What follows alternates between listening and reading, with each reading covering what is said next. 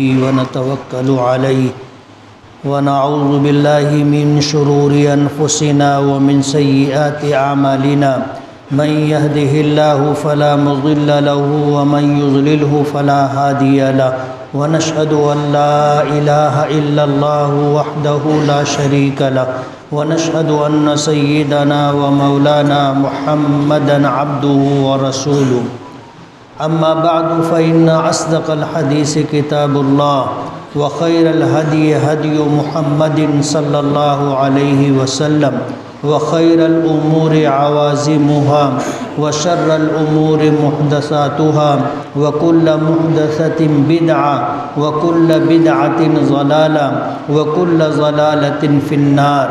وبالسند المتصل منا إلى الإمام الهمام الحافظ الحجة أمير المؤمنين في الحديث أبي عبد الله محمد بن إسماعيل بن إبراهيم ابن المغيرة ابن بردزبة الجعفي البخاري رحمه الله تعالى ونفعنا بعلومه وعلومهم آمين. باب قول الله تعالى ونضع الموازين القسط ليوم القيامة وأن أعمال بني آدم وقولهم يوزن. وقال مجاهد القسطاس العدل بالرومية ويقال القسط مصدر المقسط وهو العادل وأما القاسط فهو الجائر. وبه قال حدثنا أحمد بن أشكاب قال حدثنا محمد بن فضيل عن عمارة بن القعقاع عن أبي زرعة عن أبي هريرة رضي الله تعالى عنه وعنهم قال قال النبي صلى الله عليه وسلم كلمتان حبيبتان إلى الرحمن خفيفتان على اللسان ثقيلتان في الميزان سبحان الله وبحمده سبحان الله العظيم سبحان الله وبحمده سبحان الله العظيم.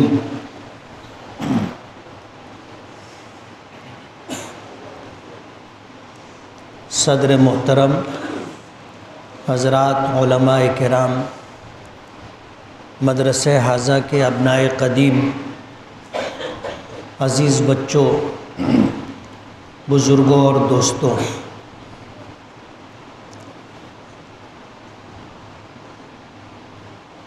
امام بخاری رحمۃ اللہ علیہ کی یہ کتاب جس کا نام حضرت امام بخاری رحمۃ اللہ علیہ نے الجامع المسند الصحیح المختصر من امور رسول اللہ صلی اللہ علیہ وسلم و سننہ و ایامہ رکھا تھا. یہ باب اس کتاب کا آخری باب ہے.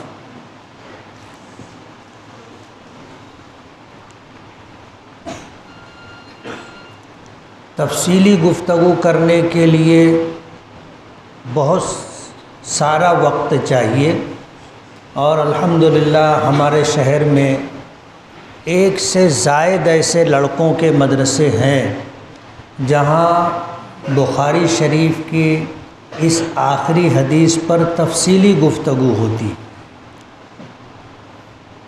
ہم میں کتنے ایسے لوگ ہیں کہ جنہوں نے بخاری شریف کے اس آخری باب اور آخری حدیث پر اتنی مرتبہ گفتگو سنی ہے کہ اگر ان کو بھی بٹھا دیا جائے ختم بخاری کے لیے اور اللہ نے کہنے کا سلیقہ دیا ہو تو وہ بھی بخاری شریف ختم کروا دیں گے. جو بات اس موقع پر عرض کرنی ہے کہ بخاری شریف کے آخری باب پر درس کے لیے یا گفتگو کے لیے کسی مقرر کی ضرورت نہیں ہے، بلکہ حدیث پڑھانے کے لیے نسبت کی ضرورت ہوتی ہے. اللہ تعالیٰ نے ہمیں جو علوم عطا کیے ہیں، جو شریعت کی بنیاد ہیں، قرآن اور حدیث، یہ دونوں علم قرآن کا اور حدیث کا یہ منقول علم ہے. یہ معقول علم نہیں ہے، منقول علم ہے. کوشش کی جاتی ہے کہ قرآن و حدیث کو جب پڑھایا جائے تو منقول کو معقول کے طریقے پر پیش کیا جائے۔ ہے یہ علوم نقلی نبی کریم صلی اللہ علیہ وسلم سے منتقل ہوتا ہوا ہم تک آیا ہے، اور ہماری کوشش یہ ہوتی ہے کہ قرآن کریم کی آیات نبی کریم صلی اللہ علیہ وسلم کے ارشادات کو اس طرح امت کے سامنے پیش کیا جائے کہ ان کو سمجھ میں آ جائے، یعنی منقول کو معقول بنا کر کے پیش کرنے کی ہم لوگ کوشش کرتے ہیں، اور یہی قرآن و حدیث کے درس کا مقصد بھی ہے۔ زمانے قدیم میں حدیث پاک پڑھانے کا طریقہ آج کے طریقے کی طرح نہیں تھا، صرف الفاظ حدیث پڑھائے جاتے تھے، اور پڑھنے کے دو طریقے ہوتے تھے۔ ایک طریقہ تو یہ ہوتا تھا کہ استاذ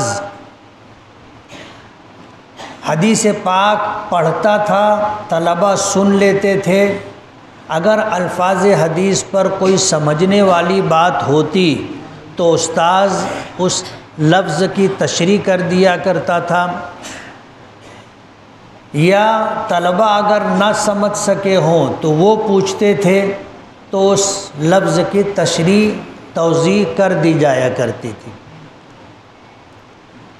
دوسرا طریقہ یہ تھا کہ جو محدث ہوتا تھا اس کی اپنی کوئی کاپی اور بیاض ہوتی تھی، یا جس حدیث کا درس دینا ہوتا تھا وہ حدیث طلبہ کے سامنے لکھی ہوئی شکل میں ہوتی تھی، طلبہ اسے پڑھا کرتے تھے، استاذ سن لیتا تھا اور سننے کے بعد اس کی اجازت دے دیا کرتا تھا۔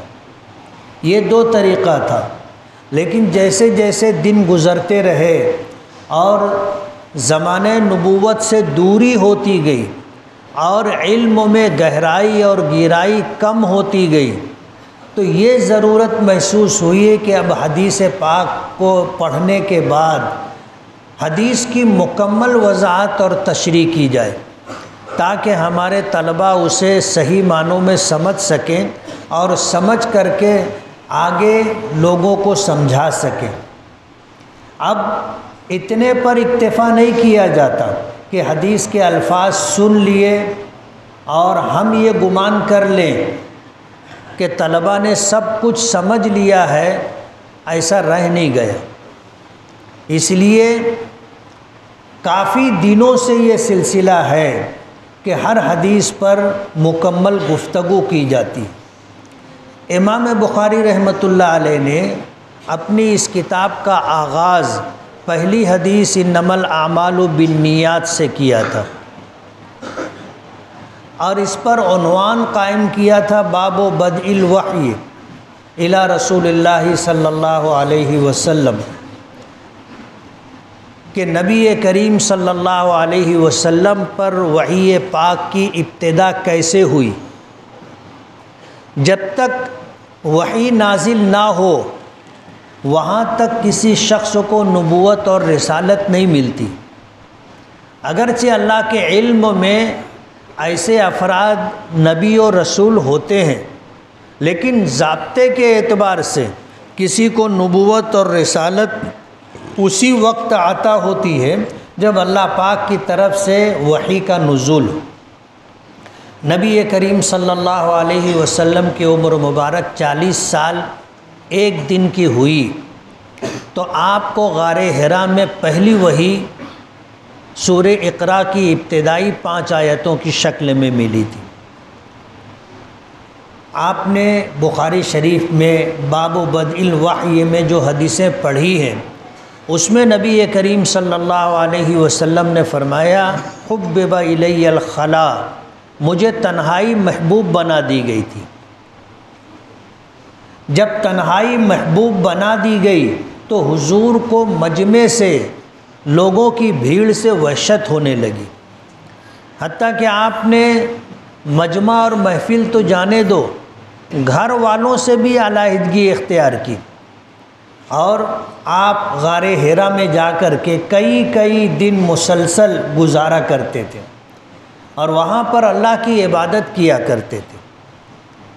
اب آپ سوچ رہے ہوں گے کہ ابھی تو سورہ اقرا کی ابتدائی 5 آیتیں بھی نازل نہیں ہوئی تھیں، تو کیا عبادت کرتے تھے؟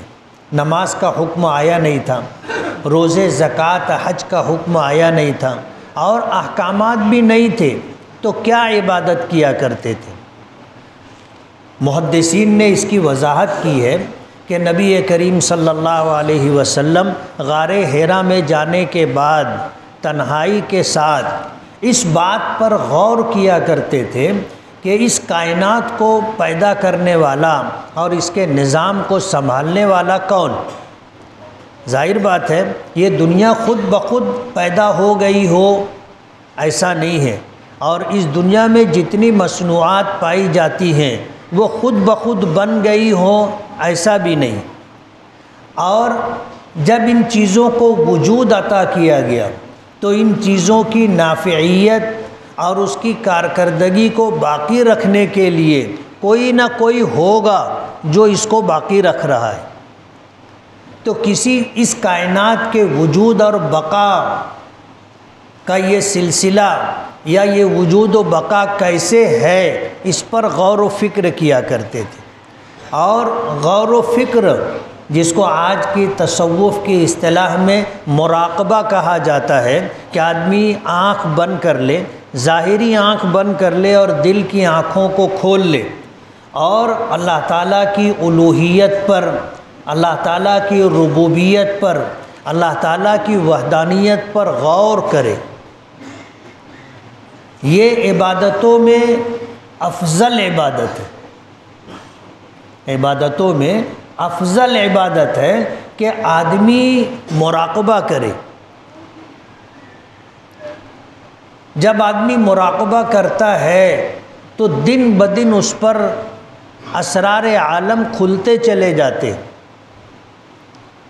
آدمی اپنے وجود پر اگر غور کرے کہ اللہ تعالیٰ نے مجھے پیدا کیا تو کیسے پیدا کیا، اور پھر اللہ تعالیٰ نے جو خوبیاں، جو کمالات، جو صفات عطا کی ہیں، یہ اللہ کی عطا و بخشش ہے، میرا اپنا تو اس میں کوئی کمال نہیں، یعنی اپنے وجود میں بھی اپنا کوئی حصہ نہیں ہے، اور پھر اس کے بعد بقا میں بھی اپنا کوئی حصہ نہیں ہے۔ ہم کب تک رہیں گے؟ جب تک اللہ رکھے گا۔ ہم اپنی مرضی سے جب تک چاہیں جی لیں ایسا نہیں۔ بچہ ماں کے پیٹ میں ہوتا ہے، اسی وقت اس کی عمر طے کر دی جاتی ہے۔ ماں باپ کا ملاپ ہوتا ہے، بچے کا وجود ہوتا ہے اللہ کے حکم سے، تو ایک فرشتہ رحم مادر پر مقرر ہوتا ہے۔ آپ نے پڑھا ہوگا حدیث میں کہ وہ اللہ رب العالمین سے پوچھتا ہے ماذا اکتب، میں کیا لکھوں؟ تو اللہ پاک سب سے پہلی چیز لوح محفوظ میں اس کے لیے جو عمر لکھی ہوتی ہے وہ اس فرشتے کو بتا دی جاتی ہے کہ اس بچے کی عمر لکھ دو کہ یہ اتنے سال، اتنے مہینے، اتنے دن، اتنے گھنٹے اور اتنے منٹ گزارے گا، اس کی عمر لکھ دی جاتی ہے۔ پھر وہ فرشتہ پوچھتا ہے ماذا اکتب، کیا لکھوں؟ تو اللہ پاک کی طرف سے اس بچے کو اس دنیا میں کتنا رزق دیا جائے گا، یہ امیر ہوگا، غریب ہوگا، اور اس کے بعد اس دنیا میں رہتے ہوئے اسے جو کچھ ملے گا وہ سب اس فرشتے کو بتا دیا جاتا ہے، وہ فرشتہ لکھ لیتا ہے۔ پھر پوچھتا ہے فرشتہ ماذا اکتب، کہ رب العالمین میں کیا لکھوں؟ تو حدیث پاک میں آتا ہے کہ اس کے سعید، نیک بخت ہونے یا بدبخت ہونے کو بتا دیا جاتا ہے اور فرشتہ اسے لکھ لیتا ہے۔ یہ 3 چیزیں بچے کے رحم مادر میں وجود پاتے ہی لکھ دی جاتی ہے۔ اس میں ایک اس کی زندگی بھی ہوتی ہے، ایک اس کا رزق کتنا ملے گا وہ لکھ دیا جاتا ہے، پھر وہ نیک بخت ہوگا یا بدبخت ہوگا یہ بھی لکھ دیا جاتا ہے، اور یہ تینوں چیزیں اللہ کے علم میں ہیں، اللہ کے علم میں، اور اللہ تعالیٰ کے بتانے سے فرشتوں کو معلوم ہوتی ہے۔ اس کا علم اللہ کے علاوہ کسی کو نہیں۔ قرآن کریم میں ہے یمحو اللہ ما یشاء ویثبت وعندہ ام الکتاب، کہ لوح محفوظ تو اللہ کے پاس ہے، لوح محفوظ اللہ کے پاس ہے۔ اللہ پاک جو چاہتے ہیں لکھ دیتے اور جو چاہتے ہیں مٹا دیتے۔ اللہ نے جو ہماری تقدیر ایک مرتبہ لکھ دی وہ بدلی نہیں جائے گی، یہ ہمارے سمجھنے کے لیے، ورنہ اللہ پاک کو اختیار ہے، اللہ بدلنا چاہے تو بدل سکتا ہے۔ اسی لیے قرآن کریم میں ہے یمحو اللہ ما یشاء، جو چاہتا ہے اللہ مٹا دیتا ہے، ویثبت، اور جو لکھا ہوا ہے اسے باقی رکھنا چاہے تو اللہ باقی رکھتا ہے۔ وعنده ام الکتاب، اللہ ہی کے پاس لوح محفوظ ہے۔ تو اس کائنات میں جتنی مخلوقات ہیں بشمول اس کائنات کے، سب کے لیے ایک وقت مقرر ہے۔ جب وہ وقت آئے گا تو وہ چیز صفت بقا چھوڑ کر کے صفت فنا سے دوچار ہو جائے گی، پھر وہ چیز باقی نہیں رہے گی، ختم ہو جائے گی۔ تو اس کائنات میں جو کچھ ہے اپنے وجود میں بھی اور اپنے بقا میں بھی اللہ کا محتاج۔ تو نبی کریم صلی اللہ علیہ وسلم کی عمر مبارک جب 40 سال 1 دن کی ہوئی، اس سے 1 مہینہ پہلے آپ غار حرا میں جانے لگے تھے اور کئی دن مسلسل اس پر غور کیا کرتے تھے کہ یہ کائنات کیسے بنی، اس کا بنانے والا کون ہے، اور اس کائنات میں جو عجائبات ہیں ان کا خالق اور مالک کون ہے۔ اس طرح کی چیزوں پر غور کیا کرتے تھے، جس کو امام بخاری رحمۃ اللہ علیہ کی جو حدیث ذکر کی ہے اس میں تعبد سے ذکر کیا گیا ہے، عبادت سے، اور یہ عبادات میں اہم ترین عبادت ہے جو صوفیاء کرام اپنے مریدین کو بتاتے ہیں کہ دن میں کچھ وقت مراقبے کے ساتھ گزرنا چاہیے کہ آدمی اپنے وجود پر اور پھر وجود کے مقصد پر اور اپنی بقا کے اوپر غور کرے کہ اس کائنات میں اللہ نے مجھے کیوں پیدا کیا، میرے آنے کا مقصد کیا ہے، اس مقصد کو پیش نظر رکھ کر کے زندگی گزارے تاکہ اس کی آخرت شاد اور آباد رہے۔ یہ اہم چیز ہے۔ تو نبی کریم صلی اللہ علیہ وسلم کئی دن غار حرا میں تنہائی کے ساتھ تعبد کے ساتھ زندگی گزارتے رہے۔ سورہ اقرا کی ابتدائی 5 آیتیں آئیں، بات بہت لمبی ہو جائے گی۔ حضرت جبرائیل آئے اور آ کر نبی کریم صلی اللہ علیہ وسلم تک پہلی وحی کے الفاظ پہنچائے اور حضور کے سامنے اللہ کا پیغام رکھا، اقرا۔ پہلا لفظ سنتے ہی حضور نے فرمایا ما انا بقارئ، کہ میں پڑھا ہوا نہیں ہوں۔ حضور امی تھے، کسی کی شاگردی اختیار نہیں کی، دنیا والوں میں سے کسی سے کچھ سیکھا نہیں، امی تھے۔ امی کا مطلب بے پڑھا لکھا ہوا، امی کا مطلب جاہل نہیں ہے، امی کا مطلب بے پڑھا لکھا ہوا۔ حضور نے کسی کے سامنے زانوِ تلمذ طے نہیں کیا تھا۔ اس کائنات میں کسی شخص کو آپ کے استاذ ہونے کا مقام اور فخر حاصل نہیں۔ آپ کو جو علم دیا گیا وہ من جانب اللہ، سارا کا سارا علم اللہ پاک نے دیا تھا۔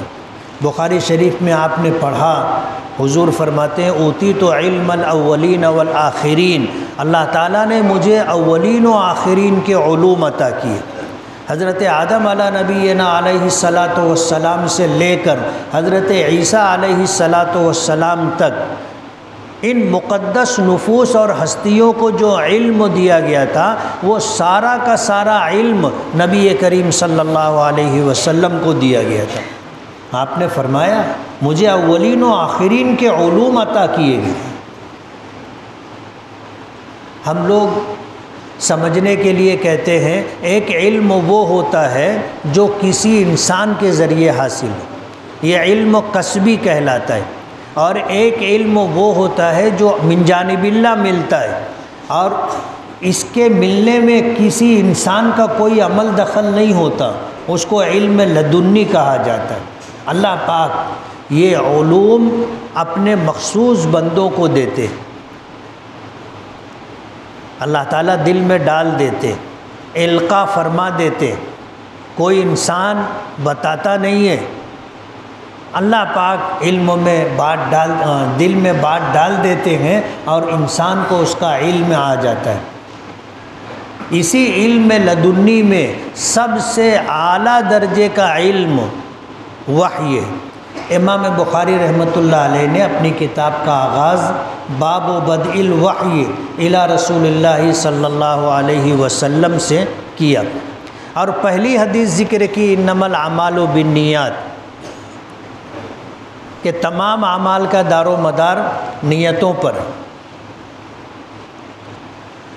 محدثین کی اصطلاح میں آپ اگر دیکھو گے تو انما الاعمال بالنیات والی اس حدیث کو محدثین نے صحیح غریب کہا ہے، غریب کہا ہے۔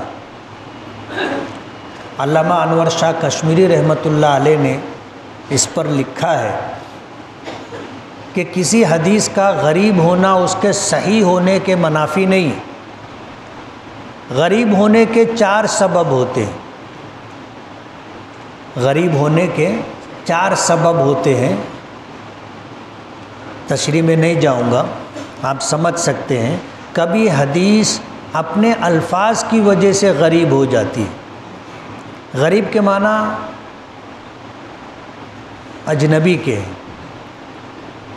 کبھی الفاظ حدیث سے کوئی حدیث غریب ہو جاتی ہے، کبھی سندوں میں کوئی راوی ہوتا ہے جس کی وجہ سے حدیث غریب کہلاتی ہے۔ تو کسی حدیث کا غریب ہونا اس کے صحیح ہونے کے منافی نہیں۔ ابھی یہ آخری حدیث ہے، کلمتان حبیبتان الی الرحمن، یہ حدیث امام ترمذی رحمۃ اللہ علیہ نے بھی اپنی کتاب ترمذی شریف میں ذکر کی ہے، اور اس پر انہوں نے لکھا ہے حسن، صحیح، غریب۔ یہ 3 صفت ذکر کی ہے اس حدیث کی، کہ یہ حدیث حسن ہے، صحیح ہے، غریب ہے، اور تینوں کا جمع ہونا کوئی مستبعد نہیں ہے، یہ تینوں صفت حدیث میں جمع ہو سکتی ہے۔ وجہ اس کی یہ ہے کہ حدیث کی اصطلاح میں صحیح غلط کے مقابلے میں نہیں بولا جاتا، یہ ایک حدیث کی اصطلاح ہے کہ ایسی صفات پر جو روات ہیں اگر وہ فائز ہوں گے تو ان کی روایت کردہ حدیث صحیح کہلائے گی۔ تو امام ترمذی رحمۃ اللہ علیہ نے اس حدیث کو حسن، صحیح، غریب لکھا ہے کہ یہ حدیث صحیح بھی ہے، حسن بھی ہے، غریب بھی ہے۔ امام بخاری رحمۃ اللہ علیہ نے اس کتاب کا آغاز انما الاعمال بالنیات سے کیا، اور اس حدیث پاک میں امام بخاری رحمۃ اللہ علیہ کے استاذ حمیدی ہیں، حدثنا الحمیدی، جن کے نام میں حمد کا لفظ ہے۔ آخری یہ حدیث ذکر کی حدثنا احمد بن اشکاب، اس آخری حدیث میں امام بخاری رحمۃ اللہ علیہ کے استاذ کا نام احمد ہے، اس میں بھی حمد کا مادہ ہے۔ امام بخاری رحمۃ اللہ علیہ نے اس کتاب کی تصنیف و تالیف میں عجیب و غریب باتیں پیش نظر رکھی، جیسے پہلی حدیث جو ہے وہ غریب ہے تو آخری حدیث بھی غریب ہے۔ پہلی حدیث کے راوی امام بخاری رحمۃ اللہ علیہ کے استاذ حمیدی ہیں، جن کے نام میں حمد کا مادہ ہے، اسی طرح آخری حدیث میں امام بخاری رحمۃ اللہ علیہ کے استاذ احمد ہیں، جن کے نام میں حمد کا مادہ ہے۔ اور ایک بات اور بتا دوں، امام بخاری رحمۃ اللہ علیہ نے قرآن کریم کی اتباع اور پیروی میں اپنی کتاب کا آغاز بغیر خطبے کے کیا۔ شروع میں کوئی خطبہ آپ نے پڑھا؟ نہیں ہے، بخاری شریف کے شروع میں کوئی خطبہ نہیں، اور جتنی آپ کتابیں پڑھو گے ہر کتاب کے شروع میں خطبہ ہے۔ الحمدللہ نحمدہ ونستعینہ، الفاظ مختلف ہو سکتے ہیں لیکن حمد و ثنا اور درود پاک کے الفاظ، درود و سلام کے الفاظ آپ کو ملیں گے۔ امام بخاری رحمۃ اللہ علیہ نے اپنی کتاب کا آغاز بسم اللہ الرحمن الرحیم سے کیا، اور یہ اتباع قرآن کہ اللہ پاک کی کتاب قرآن کریم کا آغاز بھی بسم اللہ الرحمن الرحیم سے، اس کے بعد اقرا۔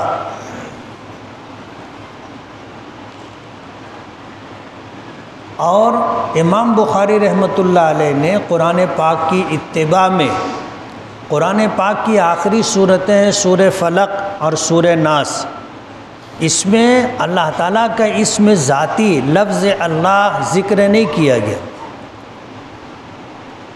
اللہ کی صفات ذکر کی ہے کہ اعوذ برب الفلق، اعوذ برب الناس، ملک الناس، الہ الناس، اللہ تعالیٰ کی صفات ذکر کی، اللہ تعالیٰ کا نام ذکر نہیں کیا اس میں ذاتی جسے کہتے۔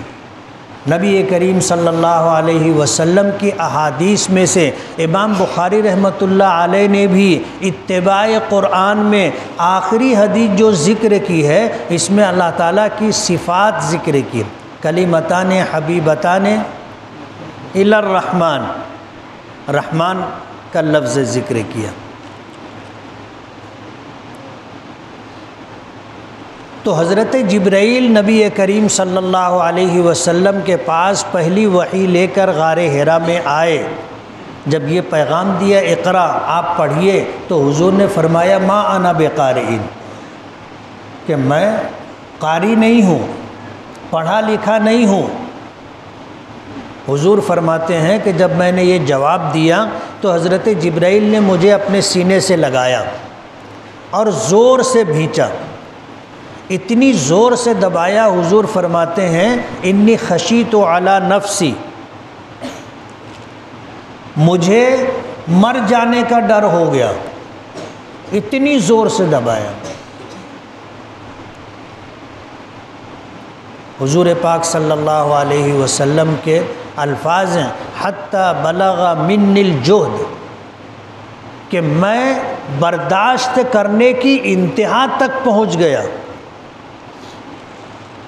حضرت جبرائیل اللہ کے ان فرشتوں میں سے ہیں جنہیں اللہ تعالیٰ نے زبردست قوت عطا کی، اس کا تذکرہ قرآن کریم میں، قوی الامین۔ تو حضرت جبرائیل نے حضور کو سینے سے لگا کر کے بھینچا، دبایا۔ حضور فرماتے ہیں حتی بلغ من الجہد، اس کے بعد مجھے چھوڑ دیا اور پھر کہا اقرا، پڑھیے، تو میں نے کہا ما انا بقارئ، میں پڑھا ہوا نہیں ہوں۔ پھر حضرت جبرائیل نے سینے سے لگایا اور زور سے دبایا، پھر تیسری مرتبہ اسی طرح ہوا۔ اللہ تعالیٰ نے پھر وہ سارے علوم جو اپنے نبی کو عطا کرنے تھے نبی کریم صلی اللہ علیہ وسلم کے قلب مبارک اور صدر مبارک میں منتقل فرما دیے۔ آپ نے پڑھنا شروع کیا، حضرت جبرائیل کے پڑھانے پر اقرا بسم ربک الذی خلق، خلق الانسان من علق، اقرا وربک الاکرم الذی علم بالقلم، علم الانسان ما لم یعلم۔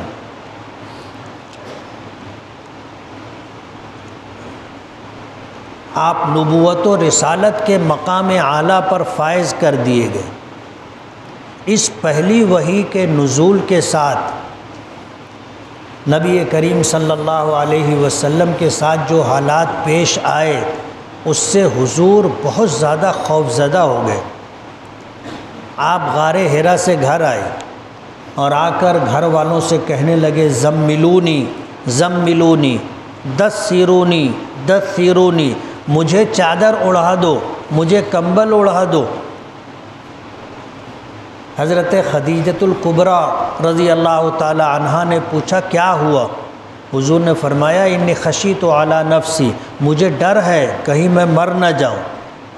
تو حضرت خدیجہ رضی اللہ تعالی عنہا نے تسلی دی کہ کلا واللہ لا یخزیک اللہ ابدا، ایسا ہرگز نہیں ہوگا، اللہ آپ کو کبھی بھی رسوا نہیں کرے گا۔ انک لتصل الرحیم، آپ صلہ رحمی کرتے ہیں، وتقری الضیف، آپ مہمانوں کی مہمان نوازی کرتے ہیں، وتکسب المعدوم، آپ پریشان حال لوگوں کے لیے کماتے ہیں، وتعین علی نوائب الحق، اور حق کا کام کرنے والوں پر جو حالات آتے ہیں آپ ان کی مدد کرتے۔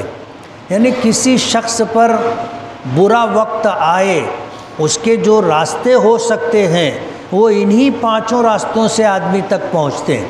حضرت خدیجہ نے جو الفاظ استعمال کیے تھے، بعد میں ایک مرتبہ حضرت ابو بکر صدیق رضی اللہ تعالی عنہ نے بھی یہی الفاظ استعمال کیے تھے کہ انک لتصل الرحیم وتقری الضیف وتحمل الکل وتکسب المعدوم وتعین علی نوائب الحق، کہ آپ صلہ رحمی کرتے ہیں، آپ مہمانوں کی مہمان نوازی کرتے ہیں، آپ معذوروں کا بوجھ اٹھاتے ہیں، آپ پریشان حال لوگوں کے لیے کماتے ہیں، اور حق کا کام کرنے والوں پر جب حالات آتے ہیں تو آپ ان کی مدد کرتے ہیں۔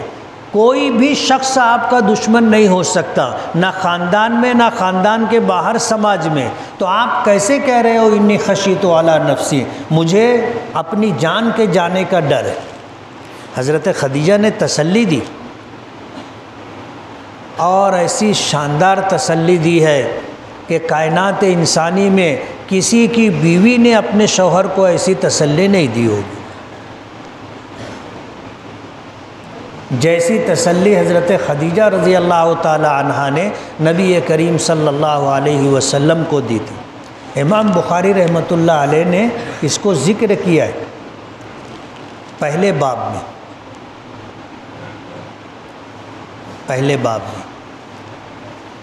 حضور پاک صلی اللہ علیہ وسلم کو اڑھا دیا گیا، اور جب تک آپ کا خوف دور نہیں ہوا آپ اسی حالت میں رہے، اور جب آپ کا خوف دور ہوا تو پھر آپ کو لے کر حضرت خدیجہ رضی اللہ تعالی عنہا اپنے چچا زاد بھائی ورقہ ابن نوفل کے پاس پہنچی، جن کے بارے میں آتا ہے کہ ان کو ماضی میں جو کتابیں آسمانی تھی ان کا علم تھا، توریت کا، انجیل کا، زبور کا۔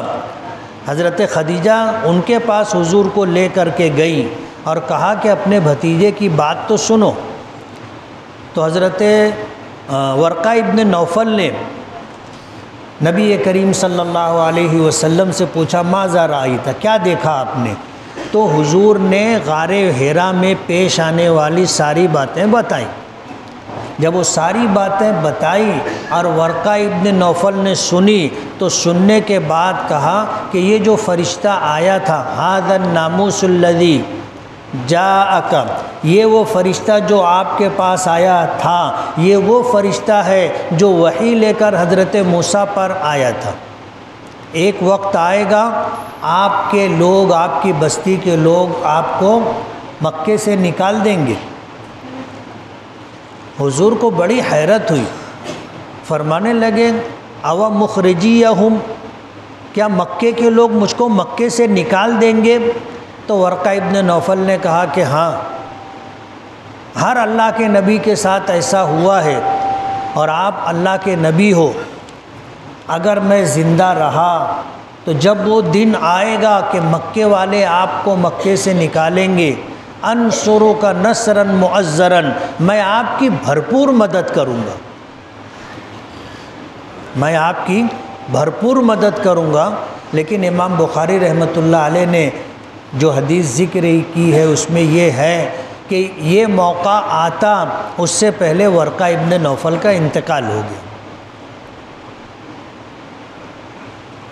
امام بخاری رحمۃ اللہ علیہ نے باب و بدء الوحی میں جو پہلی حدیث ذکر کی انما الاعمال بالنیات، تو میں نے بتایا کہ اس میں اتنا پاس و لحاظ رکھا کہ اپنے استاذ جن کا نام حمیدی تھا ان کی سند سے پہلی حدیث ذکر کی، آخری حدیث اپنے اس استاذ جن کا نام احمد تھا ان کی طریق سے اس سند کو ذکر کیا۔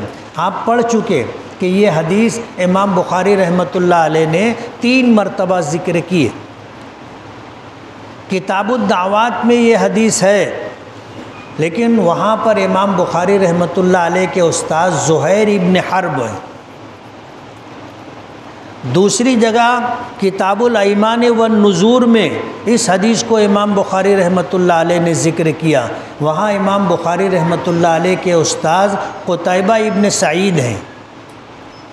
تیسری جگہ ذکر کیا تو اس میں احمد ابن اشکاب۔ اب آپ حضرات نے 2 مرتبہ یہ حدیث پڑھ لی ہے، اور میں اب سمجھتا ہوں کہ اس پر کچھ زیادہ گفتگو کرنے کی ضرورت نہیں۔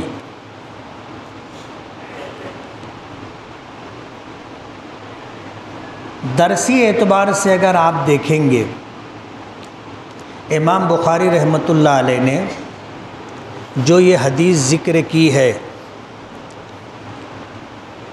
کتاب کا آغاز کیا تھا باب بدء الوحی سے، حدیث ذکر کی انما الاعمال بالنیات، کہ تمام اعمال کا دار و مدار نیتوں پر ہے۔ اس سے اس بات کا اشارہ دیا کہ امام بخاری رحمۃ اللہ علیہ نے اپنی کتاب کا آغاز اخلاص کے ساتھ کیا، اپنے آپ کو یاد دلایا کہ تمام اعمال کا دار و مدار نیت پر ہے۔ اب ظاہر بات ہے، آپ نے پڑھا ہوگا کہ اس حدیث کا ترجمۃ الباب سے کیا تعلق۔ امام بخاری رحمۃ اللہ علیہ کوئی بات بلا وجہ ذکر نہیں کرتے، اس کی کوئی وجہ ہوتی ہے، کوئی سبب ہوتا ہے، کوئی حکمت ہوتی ہے، اس کو سمجھنا ہے۔ اسی لیے حضرت گنگوہی رحمۃ اللہ علیہ نے ترجمۃ الباب پر جب لکھا تو اس میں یہ بھی لکھا کہ امام بخاری رحمۃ اللہ علیہ کی فقہ البخاری فی تراجمہ ہی، امام بخاری رحمۃ اللہ علیہ کی فقہ ان کے ترجمۃ الباب میں۔ ترجمۃ الباب اگر آپ سمجھ گئے تو آپ نے بخاری سمجھ لی، اور امام بخاری رحمۃ اللہ علیہ جو کہنا چاہتے ہیں، جو بتانا سمجھانا چاہتے ہیں، وہ آپ نے سمجھ لیا تو آپ نے بخاری شریف پڑھ لی۔ اور اگر امام بخاری رحمۃ اللہ علیہ کے ترجمۃ الباب کو نہیں سمجھا تو امام بخاری رحمۃ اللہ علیہ کی فقہ آپ کو سمجھ میں نہیں آئے گی۔ اسی کے ساتھ امام بخاری رحمۃ اللہ علیہ نے اس بات کا بھی اہتمام کیا کہ پڑھنے اور پڑھانے والے بھی اپنی نیتوں کو خالص کر لیں، خالص کر لیں۔ اور آخری حدیث میں ذکر کیا ثقیلتان فی المیزان، یعنی یہ بتانا چاہتے ہیں کہ آپ کے اعمال میں وزن کیسے آئے گا جب آپ کی نیت خالص ہوگی، ورنہ اللہ بے نیاز ہے، اللہ بے نیاز ہے، اور ایسا بے نیاز ہے کہ کائنات کی ایک ایک شے اللہ کی محتاج۔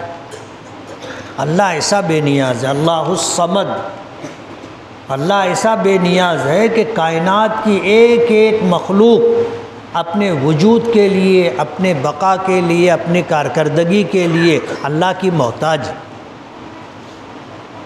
کسی کے عمل سے اللہ متاثر نہیں ہوتا۔ اللہ خالق ہے، اور آپ نے اپنے اساتذہ سے سنا ہوگا کہ خالق کبھی متاثر نہیں ہوتا، مخلوق متاثر ہوتی ہے، خالق متاثر نہیں ہوتا۔ اللہ نے اس کائنات کو بنایا، اللہ کو پتہ ہے کہ یہ کائنات کیا ہے، تو اللہ متاثر نہیں ہوتا۔ اللہ کی مخلوق متاثر ہوتی ہے، ہمیں علم نہیں ہوتا کسی شے کا، اور جب اچانک اس کی نافعیت یا اور دوسرا پہلو سامنے آتا ہے تو آدمی متاثر ہو جاتا ہے۔ اللہ متاثر نہیں ہوتا۔ بتانا یہ ہے کہ ہمارا ہر علم اللہ کے، ہر عمل اللہ کے علم میں، اللہ ہمارے کسی عمل سے متاثر نہیں ہوتا۔ ہاں، ہمارے کسی عمل سے اللہ خوش ہو سکتا ہے، اللہ ناراض ہو سکتا ہے، اور یہ اللہ کے علم میں ہے۔ جیسے میں نے ذکر کیا کہ بچہ ماں کے پیٹ میں ہوتا ہے تو تیسری مرتبہ جب فرشتہ پوچھتا ہے ماذا اکتب، کیا لکھوں، تو اللہ تعالیٰ بتا دیتے ہیں کہ یہ نیک بخت رہے گا کہ بدبخت رہے گا۔ اللہ کے علم میں اللہ نے انسانوں کو جو اختیارات دیے ہیں اور جہاں تک اس کو مجبور بنایا ہے اللہ کو پتہ ہے۔ حضرت علی رضی اللہ تعالی عنہ سے کسی نے پوچھا تھا کہ بندہ کتنا مجبور ہے اور کتنا اختیار رکھتا ہے، تو انہوں نے فرمایا کہ اپنے پیر اٹھاؤ۔ تو اس شخص نے اپنا پیر اٹھایا، ایک پیر اٹھا لیا، ایک پیر زمین پر تھا، کہا کہ دوسرا بھی اٹھاؤ۔ بولے دوسرا کیسے اٹھے گا؟ تو بتایا کہ آدمی اتنا با اختیار ہے کہ اپنا ایک پیر اٹھا سکتا ہے، اور اتنا مجبور ہے کہ دونوں پیر ایک ساتھ نہیں اٹھا سکتا، دونوں پیر ایک ساتھ نہیں اٹھا سکتا، مجبور ہے۔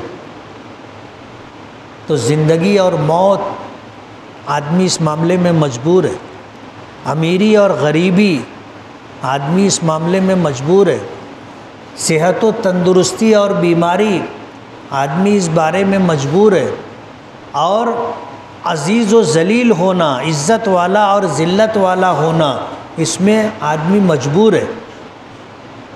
یہ اللہ کے قبضے قدرت میں ہے۔ اعمال کے تئیں بندوں کو اختیار دیا گیا ہے کہ کوئی کام کرنا چاہیں اپنی نیت کو خالص کریں، اللہ کی رضا کے لیے کریں۔ اور آخری حدیث میں بتا دیا کہ اگر یہ صفت اخلاص تمہارے اندر ہوگی تو اعمال میں وزن آئے گا۔ حدیث پاک میں آتا ہے کہ ایک شخص میدان محشر میں جب پہنچے گا اور اس کے اعمال سامنے لائے جائیں گے تو اپنے نام اعمال میں وہ دیکھے گا کہ ایک ثواب ایسا ہے جو احد پہاڑ کے برابر ہے۔ احد پہاڑ 1.5 کلومیٹر چوڑا اور 3.5 کلومیٹر لمبا، اور پہاڑ کس کو کہتے ہیں آپ کو پتہ ہے؟ اونچائی کے حساب سے اگر اونچا نہ ہو تو اس کو ٹیلا کہا جائے گا، جس کی چوڑائی کم اور اونچائی زیادہ ہو اس کو پہاڑ کہتے ہیں، اور جس کا پھیلاؤ زیادہ اور اونچائی کم ہو اس کو ٹیلا کہتے ہیں۔ تو جبل احد سے زیادہ بڑی نیکی، وہ شخص حیران ہو جائے گا کہ میں نے تو زندگی میں کبھی کوئی ایسا عمل نہیں کیا جو اتنا بڑا ہو اجر و ثواب کے اعتبار سے، حیران ہوگا۔ اللہ پاک اس کی حیرانی دور کرنے کے لیے فرمائیں گے کہ تو نے ایک کھجور کا دانہ میرے راستے میں صدقہ کیا تھا۔ صدقہ کیا دیا تھا؟ ایک کھجور کا دانہ۔ اور اہل عرب کے یہاں کھجور کی پیداوار ہے، اس لیے کھجور کوئی اہم چیز نہیں ہے ان کے نزدیک۔ ایک دانہ تو ایسا ہے جیسے ہم لوگ 10 پیسہ کسی فقیر کو دے دیں، تو بندہ حیران ہوگا۔ اس کی حیرانی دور کرنے کے لیے اللہ پاک فرمائیں گے کہ تو نے ایک کھجور کا دانہ میری رضا کے لیے صدقہ کیا تھا، اخلاص۔ ہم نے اس کی تربیت کی، جیسے تم اپنے گھوڑے کے بچے کی تربیت کرتے ہو، تو اس نیکی کی میں نے تربیت کی، اور اللہ نے اس چھوٹی اور معمولی نیکی کو اتنا بڑھا دیا کہ وہ احد پہاڑ کے جیسے ہو گئی، یعنی اس کے نام اعمال میں اس سے بڑی نیکی نہیں تھی۔ ورنہ ظاہر بات ہے اس سے بڑی نیکی ہوتی تو وہ اس کے مقابلے میں اس کو دیکھ کے اس پہ حیران ہوتا۔ سب سے بڑی نیکی یہی تھی، حالانکہ یہ نماز نہیں ہے، روزہ نہیں ہے، زکوٰۃ نہیں ہے، حج نہیں ہے، ماں باپ کی اطاعت نہیں ہے، بیوی بچوں کے ساتھ حسن سلوک نہیں ہے، اساتذہ کا اکرام نہیں ہے، تو ایک دانہ کھجور کا اس نے اللہ کے راستے میں صدقہ دیا، اور دیتے وقت اس کو بھی اس بات کا احساس نہیں تھا کہ میں کوئی بڑا کام کر رہا ہوں۔ خالص اللہ کی رضا کے لیے اخلاص کے ساتھ اس نے یہ نیکی کی تھی۔ اللہ نے اس کی ایسی قدردانی کی کہ اس کے نام اعمال میں یہ نیکی سب سے بڑی نیکی بنا دی گئی۔ یہ ہے اخلاص کی برکت۔ تو پڑھنے اور پڑھانے والے بھی اخلاص کے ساتھ پڑھیں، اخلاص کے ساتھ پڑھائیں، تو پتہ نہیں کون سا عمل اللہ کی بارگاہ میں مقبول ہو جائے، اللہ کو پسند آ جائے، اور اللہ تعالیٰ اسے اتنا زیادہ بڑا کر دیں اجر و ثواب کے اعتبار سے کہ کل قیامت کے دن نامہ اعمال میں آدمی دیکھے گا تو حیران ہو جائے گا۔ اعمال کی لائن سے سب سے پہلی چیز نیت، اور شریعت کی لائن سے سب سے پہلی چیز وحی، نبوت و رسالت کی لائن سے سب سے بنیادی اور سب سے پہلی چیز وحی۔ امام بخاری رحمۃ اللہ علیہ نے باب و بدء الوحی عنوان قائم کیا، ترجمۃ الباب قائم کیا، اس کے نیچے پہلی حدیث ذکر کی انما الاعمال بالنیات، کہ اعمال کی لائن سے سب سے پہلی چیز نیت ہے۔ امام بخاری نے اپنے متعلق بھی اپنے نفس کو بھی یاد دلانے کے لیے اس حدیث پاک کو ذکر کیا کہ اللہ کی بارگاہ میں اعمال کی قدر و قیمت نیتوں پر منحصر ہے۔ نیت اچھی ہوگی، اخلاص کے ساتھ کام کا آغاز ہوگا، اللہ کے نزدیک وہ عمل مقبول ہے، اور میزان عمل میں وہ وزنی ہے۔ اور ہمیں بھی یہی یاد دہانی کرائی، نصیحت کی کہ کسی بھی کام کا آغاز اخلاص کے ساتھ ہونا چاہیے، اور پھر ایک ضابطہ بھی ذکر کیا اس میں، وَإِنَّمَا لِكُلِّ امْرِئٍ مَّا نَوَىٰ۔ تمام اعمال کا دار و مدار نیتوں پر ہے، اور ہر عامل کو، ہر عمل کرنے والے کو جیسی اس کی نیت ہوگی ویسا ہی بدلہ ملے گا۔ وَإِنَّمَا لِكُلِّ امْرِئٍ مَّا نَوَىٰ، ہر انسان کے لیے وہی ہے جس کی اس نے نیت کی ہے۔ نیت اچھی ہے تو جزا ملے گی، اور اگر نیک کام کر رہا ہے، نیت اچھی نہیں ہے، دکھاوا ہے، نام و نمود ہے، شہرت کا جذبہ ہے، تو نیکی ملنا تو دور کی بات ہے، مواخذہ اور پوچھ ہوگی، مواخذہ اور پوچھ ہوگی۔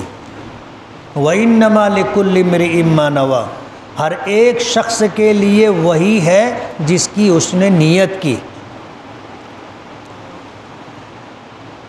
تو امام بخاری رحمۃ اللہ علیہ نے آخری باب باندھا ہے، باب قول اللہ تعالی وَنَضَعُ الْمَوَازِينَ الْقِسْطَ لِيَوْمِ الْقِيَامَةِ۔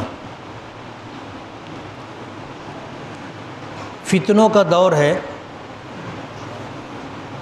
عجیب و غریب فتنے آ رہے ہیں۔ نبی کریم صلی اللہ علیہ وسلم نے آج سے 1400 سال پہلے اس کی طرف اشارہ کر دیا تھا کہ میں دیکھ رہا ہوں کہ تم پر فتنے اس طرح اتر رہے ہیں جیسے بارش کے قطرے آسمان سے زمین پر آتے ہیں۔ بارش کے قطروں کی طرح فتنوں کا نزول ہوگا، اور جیسے جیسے دن گزریں گے اور قیامت قریب آتی جائے گی، فتنوں میں اضافہ ہوتا جائے گا، اور سب سے بڑا فتنہ وہ ہے جو آدمی کے ایمان پر اثر انداز ہو۔ سب سے بڑا فتنہ یہ ہے کہ آدمی کے اعمال اخلاص سے خالی ہو جائیں۔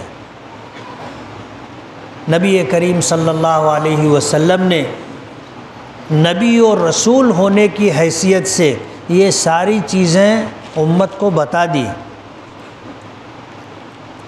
آخری کتاب جو امام بخاری رحمۃ اللہ علیہ نے ذکر کی، کتاب الرد علی الجہمیہ وغیرہم التوحید،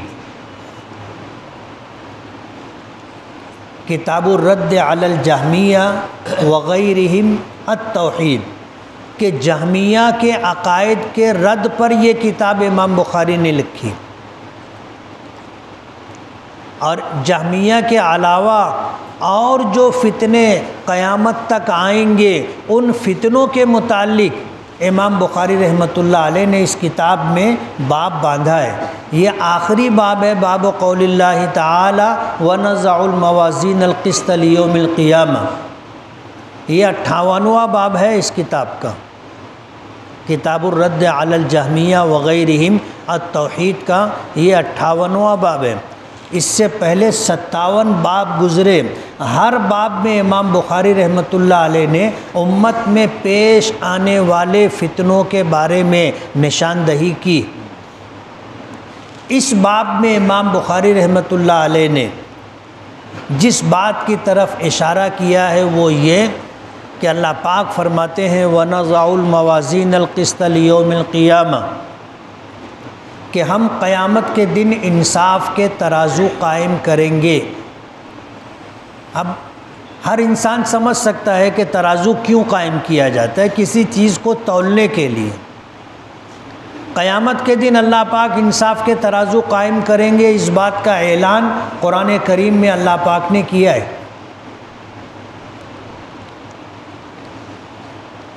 ماضی میں جو عقل پرست فرقہ گزرا ہے جس کو جہمیہ کہتے ہیں، جس کا بانی جہم بن صفوان تھا، اس نے ایک بات کہی تھی کہ جتنے اعمال انسان کرتا ہے ان اعمال میں وزن ہے نہیں ہے، قیامت کے دن اللہ ترازو قائم کر کے اسے تولیں گے، ایسا کچھ بھی نہیں۔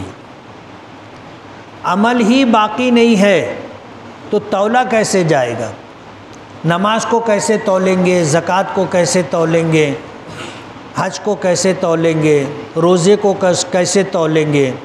یہ تو عمل تھا اور یہ عمل انسان سے صادر ہوا اور اس کے بعد ختم ہو گیا، تو اسے تولا کیسے جائے گا؟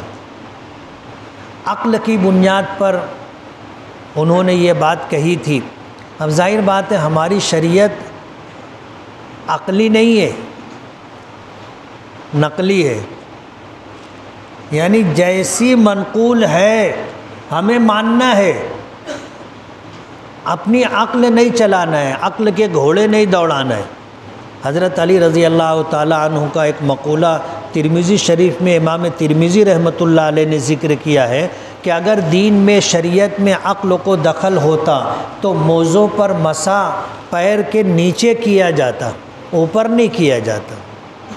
چمڑے کا موزہ جو پہنا جاتا ہے اور مسا علی الخفین شریعت کا ایک حکم ہے، وضو کے تعلق سے، وضو سے متعلق ہے، تو فرمایا کہ اگر موزوں پر مسا کرنا اگر عقل سے دیکھتے تو پیر زمین سے مس ہوتا ہے، نیچے مسا کرنا تھا، لیکن شریعت نے حکم دیا ہے موزے کے اوپر مسا کرنا، تو ہماری شریعت میں عقل کو دخل نہیں ہے۔ جہم ابن صفوان اور جہمیہ کے نزدیک اعمال تولے نہیں جائیں گے۔ وہ یہ کہتے ہیں کہ اس آیت کا مفہوم و مطلب یہ ہے کہ اللہ تعالیٰ انصاف کریں گے، اللہ تعالیٰ انصاف کریں گے، جبکہ اہل سنت والجماعت کا عقیدہ یہ ہے کہ کل قیامت کے دن بندہ جب اللہ کی بارگاہ میں آئے گا تو اس کے تمام اعمال اچھے اور برے اس کے سامنے پیش کیے جائیں گے اور پھر اسے وزن کیا جائے گا۔ ترازو ہوگا جس میں دو پلڑے ہوں گے، ایک پلڑے میں نیکیاں رکھی جائیں گی، دوسرے پلڑے میں اس کے گناہ رکھے جائیں گے، اور جو پلڑا جھکے گا اس کے مطابق اس کے حق میں فیصلہ ہوگا۔ یہ اہل سنت والجماعت کا عقیدہ ہے، اور وجہ اس کی یہ ہے کہ یہ سمجھنا کہ اللہ تعالیٰ انصاف کریں گے یہ تو مسلم ہے، اس میں کسی کا اختلاف نہیں ہے۔ کل قیامت کے دن اللہ تعالیٰ ناانصافی اور ظلم نہیں کریں گے، کسی کا یہ عقیدہ نہیں ہے۔ تو وَنَضَعُ الْمَوَازِينَ الْقِسْطَ کا یہ مطلب لینا کہ انصاف کریں گے یہ بہت بعید ہے۔ الفاظ کے اعتبار سے اہل سنت والجماعت کا عقیدہ یہ ہے کہ کل قیامت کے دن اللہ تعالیٰ باقاعدہ ترازو قائم کریں گے، جس کے دو پلڑے ہوں گے، جس کی زبان ہوگی جس کو ہم لوگ کانٹا کہتے ہیں۔ اللہ اپنے دست قدرت سے اٹھائے گا اور جس بندے کا حساب و کتاب ہو رہا ہے وہ اپنی آنکھوں سے دیکھے گا کہ کون سا پلڑا جھک رہا ہے، نیکی والا پلڑا جھک رہا ہے یا گناہوں والا پلڑا جھک رہا ہے، وہ خود دیکھ لے گا۔ ایسا انصاف ہوگا کہ ہر صاحب معاملہ مطمئن ہوگا اگر ایسا نہیں ہوگا اور کسی کے بارے میں فیصلہ ہوگا کہ اس کو جہنم میں ڈال دو تو وہ تو رک جائے گا. بولے میں تو بہت نماز پڑھتا تھا، ایمان لایا، نماز پڑھتا تھا، روزے رکھتا تھا، زکوٰۃ دیتا تھا، حج کرتا تھا، آپ مجھ کو جہنم میں کیسے ڈال رہے؟ لیکن وہاں انصاف ایسا ہوگا کہ ہر صاحب معاملہ کو دکھے گا کہ میری ساری نیکیاں ہیں، سارے گناہ ہیں، ترازو میں رکھے گئے، تولے گئے، تب حالات ایسے ہیں کہ نیکی کا پلڑا جھک گیا ہے، وہ کامیاب ہو گیا. گناہوں کا پلڑا خدا نخواستہ جھک گیا تو وہ دیکھ کے سمجھ لے گا کہ یار اپنی تو واٹ لگ گئی. گناہ جو دنیا میں کیے تھے آج اپنی تباہی و بربادی میں وہی پیش ہے. تو بندہ خود اللہ کے انصاف پر مطمئن ہوگا اور باقاعدہ ترازو قائم کریں گے. اس بات کو امام بخاری رحمۃ اللہ علیہ نے اس دعوے کو ثابت کرنے کے لیے قرآن کریم کی آیت کا ٹکڑا ذکر کیا، وَنَزَعُ الْمَوَازِينَ الْقِسْطَ لِيَوْمِ الْقِيَامَةِ وَأَنَّ أَعْمَالَ بَنِي آدَمَ وَقَوْلَهُمْ يُوزَنُ وَأَنَّ أَعْمَالَ بَنِي آدَمَ وَقَوْلَهُمْ يُوزَنُ. یہ امام بخاری رحمۃ اللہ علیہ کا دعویٰ ہے کہ کل قیامت کے دن بنی آدم کے اعمال اور اقوال تولے جائیں گے. اس کی پہلی دلیل امام بخاری نے قرآن کریم کی آیت کا ایک ٹکڑا ترجمۃ الباب میں ہی رکھا، وَنَزَعُ الْمَوَازِينَ الْقِسْطَ لِيَوْمِ الْقِيَامَةِ، ہم قیامت کے دن انصاف کے ترازو قائم کریں گے. اور دوسری دلیل آگے آنے والی حدیث سے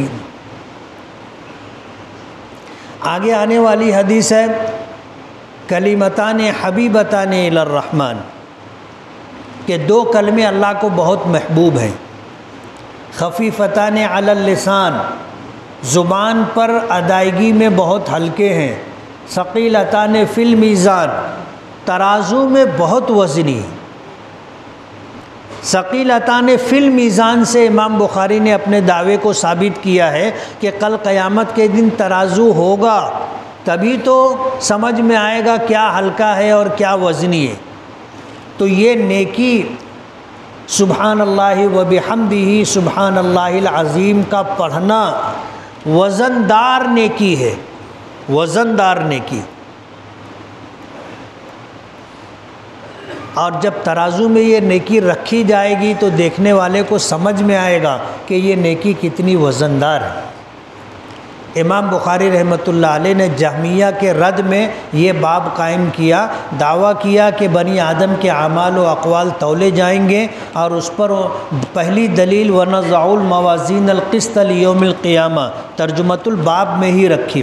اس کے بعد فرماتے ہیں وقال مجاہد، مشہور مفسر امام مجاہد کا قول ذکر کرتے ہیں، القسطاس العدل بالرومیہ، کہ قسطاس یہ عدل کے معنی میں، انصاف کے معنی میں، یہ رومی زبان کا لفظ ہے. اور پھر یہ کہا کہ القسط مصدر المقسط. حدیث ترجمۃ الباب میں آیت کا جو ٹکڑا ذکر کیا وَنَزَعُ الْمَوَازِينَ الْقِسْطَ، قسط کا یہ لفظ دو معنی اپنے اندر رکھتا ہے، دو معنی. اگر یہ ثلاثی مجرد کا معنی ثلاثی مزید فی کا اگر مصدر قرار دیا جائے تو اس کے معنی انصاف کرنے کے، القسط کے. لیکن اگر اس کو جو ہے ثلاثی مجرد کا مصدر مانا جائے تو اس کے معنی ظلم کرنے کے. جیسے قرآن کریم میں ہے ان اللہ یحب المقسطین، اللہ تعالیٰ انصاف کرنے والوں سے محبت کرتا ہے. اور قرآن کریم میں ہے وَأَمَّا الْقَاسِطُونَ لِجَهَنَّمَ حَطَبًا، کہ ظلم کرنے والے جہنم کا ایندھن ہوں گے. تو قاسط کے معنی ظالم اور مقسط کے معنی انصاف کرنے والا.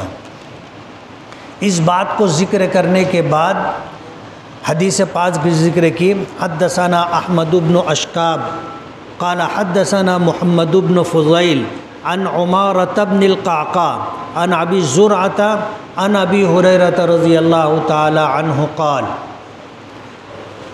امام بخاری رحمۃ اللہ علیہ سے اس حدیث کو لینے والے ابو زرعہ ہیں، ان کا نام حرم تھا.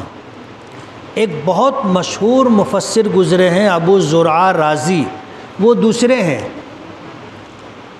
یہاں جو ابو زرعہ ہیں یہ تابعی ہیں، اور ابو زرعہ رازی وہ بہت بعد کے، تو یہ تابعی ہیں ابو زرعہ، یہ حضرت ابو ہریرہ رضی اللہ تعالی عنہ سے روایت کرتے ہیں۔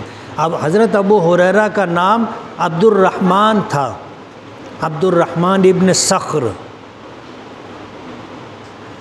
بہت اخیر میں اسلام لائے۔ شاید نبی کریم صلی اللہ علیہ وسلم کے ساتھ اپنی زندگی کے 4 یا 5 سال گزارے، لیکن حفاظ حدیث میں شمار ہوتا ہے۔ یہ ایسے صحابی تھے جو 24 گھنٹہ حضور کے در پہ پڑے رہتے تھے، سفر ہو حضر ہو، ہر موقع پر حضور کے ساتھ رہتے تھے، اور حضور کی زبان مبارک سے جو بات نکلتی اس کو محفوظ رکھتے تھے، اور اس بات کا اہتمام کرتے تھے۔ ایک مرتبہ شکایت کی کہ اللہ کے رسول، جو باتیں آپ فرماتے ہیں، آپ کے ارشادات میں سنتا ہوں، کچھ یاد رہ جاتا ہے، کچھ بھول جاتا ہوں۔ تو حضور نے فرمایا کہ تم سحر کے وقت میرے پاس آنا، رات کے آخر حصے میں جب تہجد پڑھی جاتی ہے آنا۔ حضرت ابو ہریرہ پہنچے تو حضور نے فرمایا کہ اپنی چادر بچھاؤ۔ جسم پر سلے ہوئے کپڑے نہیں تھے، چادر تھی، جیسے احرام میں حج اور عمرہ کرنے والے باندھتے ہیں، تو اپنے جسم کے اوپر کے حصے سے چادر اتار کر زمین پر بچھا دی۔ امام بخاری رحمۃ اللہ علیہ نے ذکر کیا ہے کہ حضور پاک صلی اللہ علیہ وسلم نے کچھ پڑھا اور پھر اپنے دونوں ہاتھوں کو جمع کر کے اس میں دم کیا، اور اس کے بعد چادر پر ایسے ڈال دیا، اور حضرت ابو ہریرہ کو حکم دیا کہ اس کو سمیٹ کر اپنے سینے سے لگا لو۔ حضرت ابو ہریرہ نے چادر کو سمیٹا، اپنے سینے سے لگا لیا۔ فرماتے ہیں اس کے بعد یہ حالت ہو گئی تھی کہ حضور کی زبان مبارک سے نکلا ہوا ہر لفظ اور حضور کے جسم مبارک سے صادر ہونے والا ہر عمل میرے سینے میں محفوظ رہتا، پھر کبھی کچھ بھولا نہیں میں۔ حفاظ حدیث میں شمار ہوتا ہے، ان راویوں میں شمار ہوتا ہے حضرت ابو ہریرہ کا جو حضور سے سب سے زیادہ روایت کرنے والے، حدیث نقل کرنے والے، اور حضور کی خدمت میں چند سال تھے، لیکن 24 گھنٹہ حضور کے یہاں پڑے رہتے تھے۔ ہمارے بڑوں نے کہا ہے نا کہ آدمی یا تو کسی کا بن کے رہے یا کسی کو اپنا بنا کر کے رکھے۔ اگر آدمی دین و دنیا میں کامیابی چاہتا ہے تو 2 کام میں سے ایک کام کرنا پڑے گا، یا تو کسی کا بن کے رہے یا کسی کو اپنا بنا کر کے رکھے، تو ہی کامیابی ہوگی۔ صحابہ کرام میں یہ عمل تھا۔ عبداللہ ابن مسعود رضی اللہ تعالی عنہ ایسے صحابی ہیں کہ حضور فرماتے ہیں دیکھنے والے کہا کرتے تھے کہ ہم نے جب تک معلومات نہیں تھی ہمیں یہ لگتا تھا کہ عبداللہ ابن مبارک حضور کے گھر کے ایک فرد ہیں، حضور کے گھر کے ایک فرد ہیں۔ اتنا وقت حضرت عبداللہ ابن مسعود دیا کرتے تھے۔ حضرت عمر فاروق رضی اللہ تعالی عنہ ایسے ہیں کہ حضور نے ان کو اپنا بنایا تھا۔ سارے صحابہ کے متعلق آتا ہے کہ یہ سب حضور کے مرید تھے۔ ایک حضرت عمر فاروق رضی اللہ تعالی عنہ ہوتے جو حضور کی مراد تھے۔ امام بخاری رحمۃ اللہ علیہ نے جو پہلی حدیث ذکر کی ہے وہ حضرت عمر فاروق رضی اللہ تعالی عنہ کی۔ عن عمر بن الخطاب عن النبی صلی اللہ علیہ وسلم قال انما الاعمال بالنیات۔ سب سے پہلی حدیث ذکر کی حضرت عمر فاروق رضی اللہ تعالی عنہ کی، جو حضور کی مراد تھے۔ آپ کو نبوت ملی، نبوت ملنے کے بعد نبوت ملنے کے بعد بہت حالات آئے حضور پر، بہت حالات آئے۔ ایک مرتبہ ایسا ہوا کہ حالات سے حضور بہت زیادہ پریشان ہو گئے، بہت زیادہ پریشان ہو گئے۔ تو حضور نے اللہ کی بارگاہ میں ہاتھ اٹھایا اور دعا کی، اللہم اعز الاسلام بعمر ابن الخطاب و عامر ابن ہشام، کہ اللہ اسلام کو عزت عطا فرما عمر ابن خطاب یا عمر ابن ہشام ابو جہل کے ذریعے۔ محدثین لکھتے ہیں کہ حضور کی دعا حضرت عمر کے حق میں قبول ہو گئی، حضرت عمر کے حق میں، اسی لیے حضرت عمر حضور کی مراد ہیں، باقی سارے صحابہ حضور کے مرید ہیں۔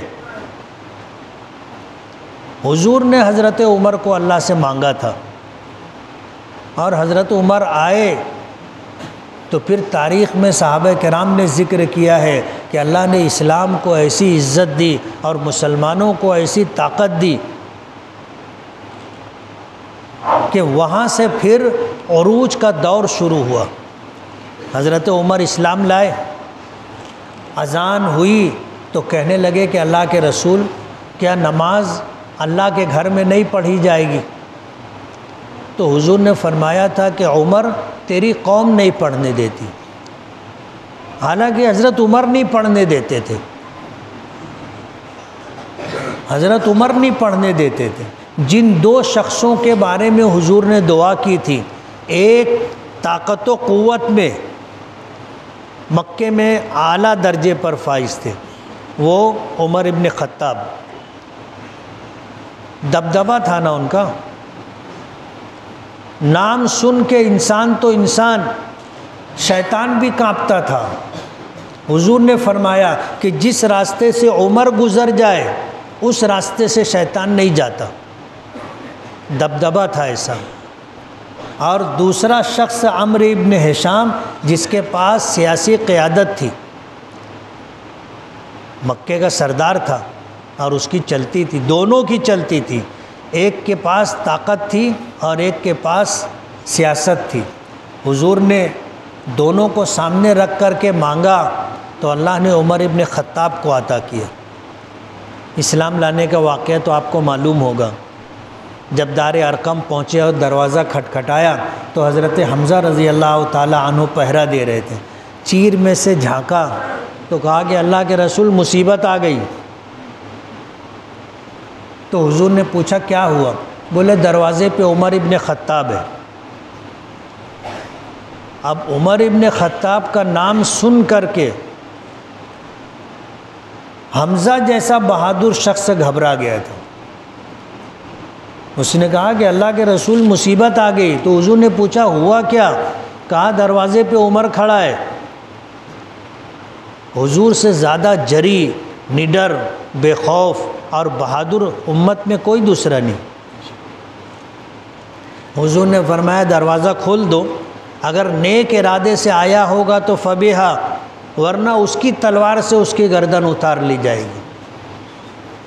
ظاہر بات ہے کہ اب تو وہ دروازے پر آ گیا ہے نا، جب تک دروازے پر نہیں آیا تھا کبھی گردن اتارنے کی نوبت یا یہ بات نہیں آئی تھی، لیکن جب دروازے تک آ گیا تو حضور نے دو بات کہی، اگر نیک نیتی سے آیا ہوگا تو فبیہا، آنا قبول ہے، اور اگر برے ارادے سے آیا ہوگا تو تلوار سے اس کا سر اتار لیا جائے گا۔ حضرت حمزہ کو ہٹایا، دروازہ کھولا اور حضرت عمر آگے بڑھے تو حضور نے گریبان پکڑ لیا اور زور سے جھٹکا دیا، پوچھا کیوں آئے ہو؟ تو حضرت عمر نے کہا کہ ایمان قبول کرنے کے لیے آئے۔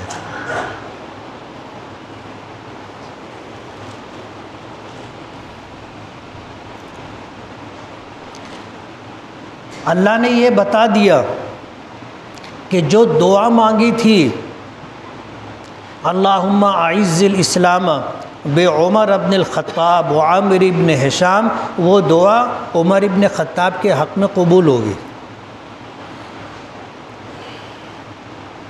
صحابہ کرام نے بلند آواز میں کہا اللہ اکبر. سارے مکے نے سنا نا، اور اس وقت مکہ اتنا بڑا نہیں تھا.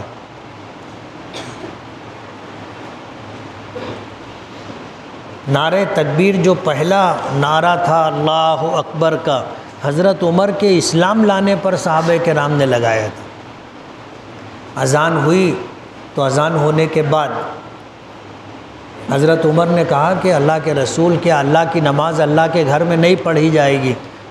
تو حضور نے جواب دیا کہ عمر تیری قوم نہیں پڑھنے دیتی. حالانکہ یہ خود نہیں پڑھنے دیتے تھے، لیکن علماء نے لکھا ہے کہ جب کوئی شخص اپنے ماضی سے تائب ہو جائے، شرمندہ ہو جائے، تو پھر اس کو ماضی پر طعنہ نہیں دیا جاتا. حضور نے یہ نہیں کہا کہ تو نہیں پڑھنے دیتا تھا، کہہ سکتے تھے، لیکن حضور کی سیرت کا ایک حصہ ہے اور حضور کی سیرت کا ایک پیغام ہے کہ جو شخص اپنے ماضی پر تائب ہو جائے، شرمندہ ہو جائے، پھر اس کو ماضی کے بارے میں طعنہ نہیں دیا جائے گا. حضور نے فرمایا تیری قوم نہیں پڑھنے دیتی. تو حضرت عمر کہنے لگے کہ میں جاتا ہوں، آپ آئیے، دیکھتا ہوں کون مائی کا لال آپ کو نماز پڑھنے سے روکتا ہے.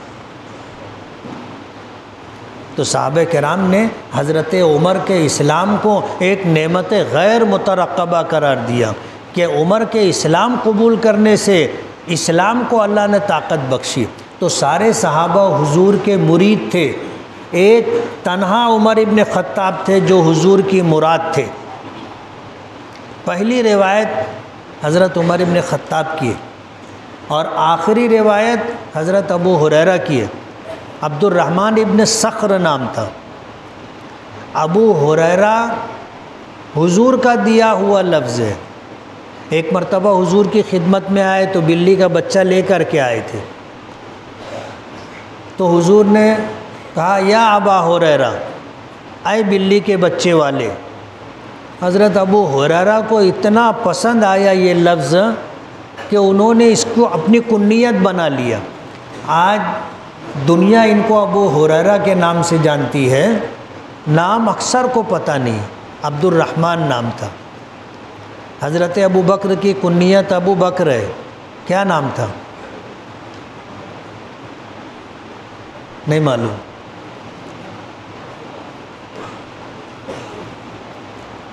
دیکھنا کتابوں میں، تلاش کرنا. میں بتا سکتا ہوں لیکن تلاش کرنا. تو ابو ہریرہ عبد الرحمن ابن صخر کی کنیت. آخری حدیث امام بخاری نے حضرت ابو ہریرہ رضی اللہ تعالی عنہ سے نقل کی ہے.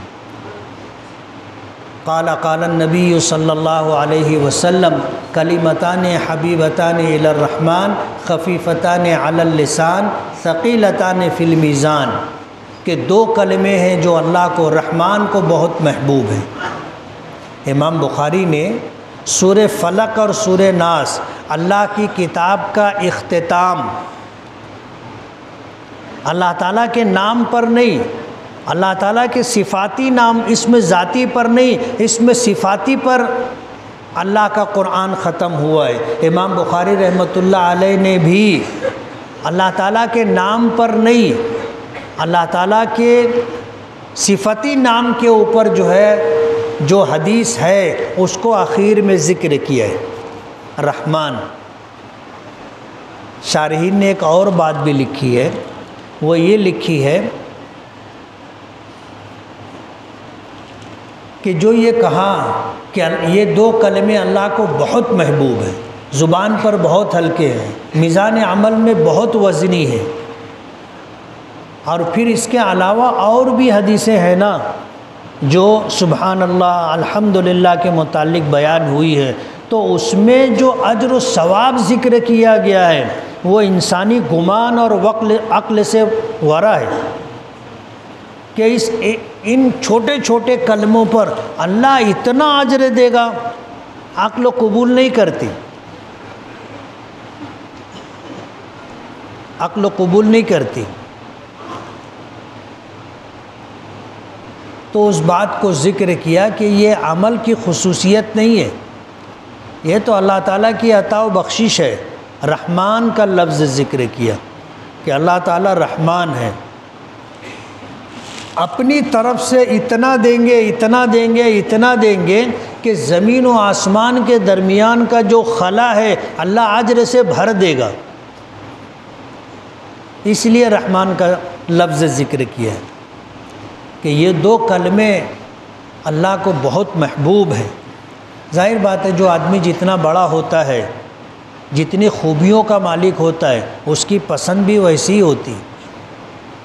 آپ دیکھو گے بہت سارے لوگ، ان کی پسند دیکھ کر کے تم سوچو گے کہ کیسی ایڑی پسند ہے. ایک چیز ایسی ہے کہ اس کو پسند کرے کوئی پسند نہیں کرے گا، لیکن اس کو بھی لوگ پسند کرتے ہیں. تو جو جیسا ہوتا ہے اس کی پسند ہوئے. اللہ سے اچھا کون ہوگا؟ اللہ تعالیٰ سے اچھا کون ہوگا؟ اب اللہ تعالیٰ کو اگر کوئی چیز پسند ہے تو آپ سمجھ سکتے ہو کہ یہ چیز کتنی عجیب و غریب ہوگی کہ اللہ کو پسند ہے. آدمی یہ سوچے تو اس کے ذہن میں ایک انسان ہونے کے ناطے یہ خیال آ سکتا ہے کہ جب یہ اللہ کی پسند ہے تو پھر تو انسانی بس کے باہر. اس پر ذکر کیا خفیفتان علی اللسان، کوئی بہت مشکل عمل نہیں ہے، بہت آسان ہے. زبان پر یہ دو بول دو کلمے بہت ہلکے ہیں، ہر شخص پڑھ سکتا ہے. طوطلا بھی پڑھ سکتا نا، جس کی زبان نہیں پلٹتی، جس کی زبان نہیں ٹوٹتی، وہ بھی پڑھ سکتا ہے. اب پھر یہ خیال آ سکتا تھا کہ جب بہت آسان عمل ہے تو پھر اجر و ثواب کم ہوگا. تو ذکر کیا ثقیلتان فی المیزان، کہ میزان عمل میں یہ دو بول کا پڑھنا بہت وزندار نیکی ہے. وہ دو بول کیا ہے؟ سبحان اللہ و بحمدہ سبحان اللہ العظیم. جو قاری حضرات ہیں ان کو حروف کی صفات کا اگر علم ہوگا، یاد ہوگا، تو وہ یہ بتا سکتے ہیں، سمجھ سکتے ہیں کہ ان دو کلمات میں حروف استعلاء میں سے کوئی حرف نہیں، حروف شدت میں سے کوئی حرف نہیں. اس میں جو حروف ذکر کیے گئے ہیں وہ یا تو محموسہ ہیں، صفات حمس سے تعلق رکھنے والے، یا پھر صفات رخوت سے تعلق رکھنے والے. قاری صاحب برابر ہے؟ کچھ اگر کم زیادہ ہوگا تو بتانا. اس میں حرف استعلاء بھی نہیں ہے اور حروف شدت میں سے بھی کوئی حرف نہیں ہے. جو حروف ہیں وہ سب کے سب یا تو صفت حمس سے متصف ہیں یا صفت رخوت سے متصف ہیں، کہ ہر ان پڑھ بے پڑھا لکھا وہ بھی ان کو پڑھنا چاہے تو پڑھ سکتا ہے. زبان نہیں ٹوٹتی نہیں پلٹتی وہ بھی پڑھ سکتا ہے. سبحان اللہ و بحمدہ سبحان اللہ العظیم. سبحان اس کے بارے میں آتا ہے کہ یہ تخلیہ اور تنزیہ ہے. اللہ تعالیٰ ہر عیب سے پاک ہے. جب کسی چیز کو رونق بخشنی ہوتی ہے تو اس چیز میں جو نقائص ہوتے ہیں، جو کمی ہوتی ہے وہ دور کی جاتی ہے، پھر اس کو مزین کیا جاتا ہے. تو اللہ تعالیٰ جو ہے سبحان ہے، ہر عیب سے پاک ہے، ہر کمی کوتاہی سے پاک ہے. وَبِحَمْدِهِ ہر صفات علیہ سے متصف ہے. کوئی خوبی ایسی نہیں ہے جو اللہ میں نہ پائی جاتی ہے. پہلے تخلیہ تنزیہ، اس کے بعد پھر تحلیہ سجانا سنوارنا. اب پھر مفسرین نے لکھا ہے، محدثین نے لکھا ہے کہ سبحان اللہ و بحمدہ پہلا جملہ ہے، دوسرا جملہ سبحان اللہ العظیم یہ اس کا نتیجہ ہے. آپ نے پڑھا ہوگا امام بخاری نے ذکر کیا ہے کہ ایمان بین الرجا والخوف کا نام ہے. سامنے گھڑی نہیں ہے، ہو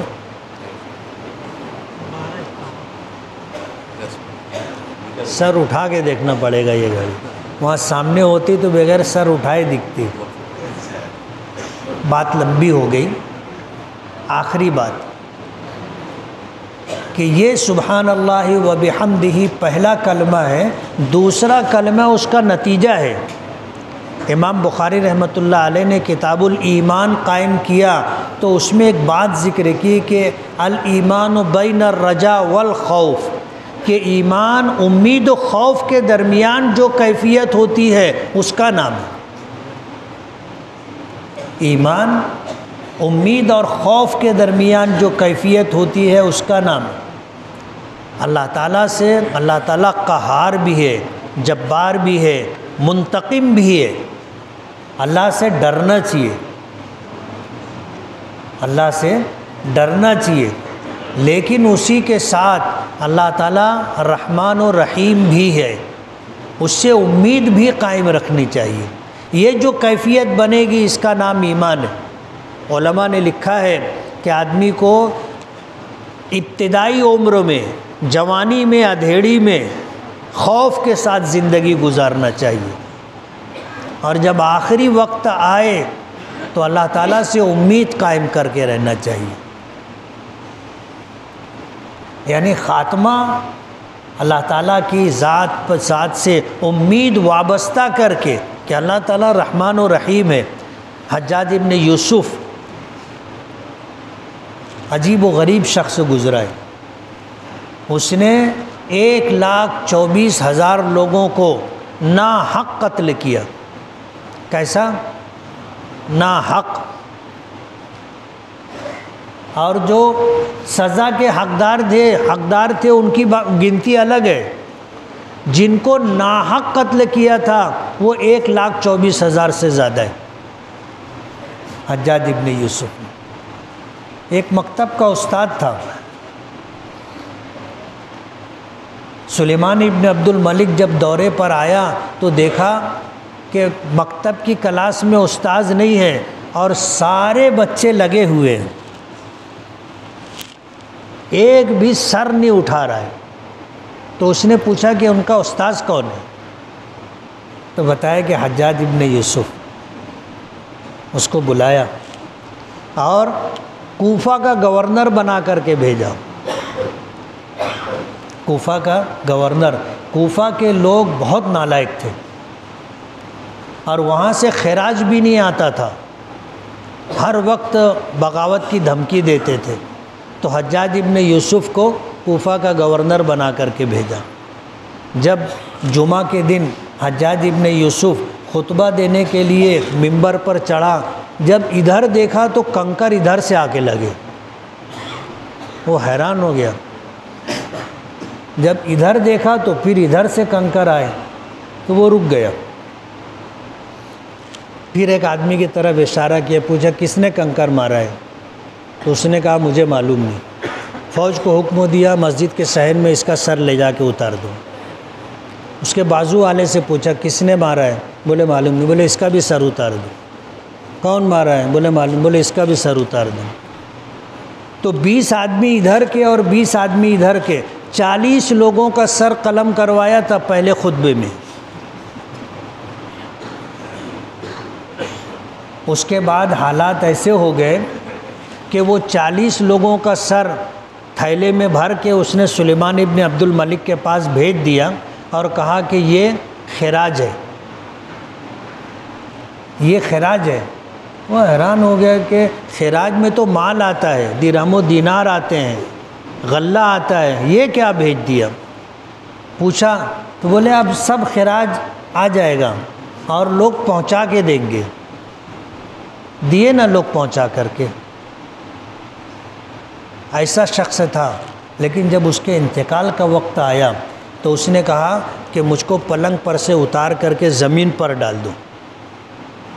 کسی کی ہمت نہیں ہو رہی تھی، لیکن ایسا نہ ابھی اس کو اتارے تو بولے سب کا سر اتار لو۔ لوگ تھوڑا جھجک رہے تھے۔ اس نے کہا کہ تم مجھے نیچے زمین پر ڈال دو، زمین پر ڈال دو۔ تو لوگ ڈرتے ڈرتے اس کو بستر پہ سے، پلنگ پہ سے اٹھا کر زمین پر ڈال دیے۔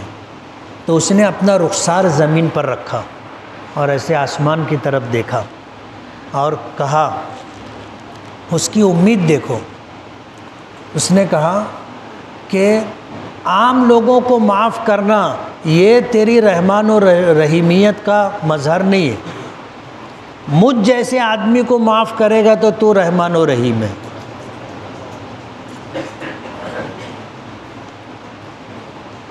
آخری وقت میں آدمی کو اللہ کی ذات سے امید رہنا چاہیے۔ حدیث قدسی میں آتا ہے نا، انا عند ظن عبدی بی، میں بندے کے ساتھ اس کے گمان کے مطابق فیصلہ کرتا ہوں۔ تو جوانی میں اللہ سے ڈر کے زندگی گزارنے کا، اور جب جانے کا وقت آئے تو اللہ سے امید قائم رکھنے کا۔ 1 بج گیا ہے، میں سوچا تھا آدھا گھنٹہ بولوں گا، 1 گھنٹہ ہو رہا ہے، 1.5 گھنٹہ ہو رہا ہے، 1.5 گھنٹہ ہو رہا ہے۔ سوچا تھا آدھا گھنٹہ بولوں گا، گھر سے یہ بول کے نکلا تھا میں۔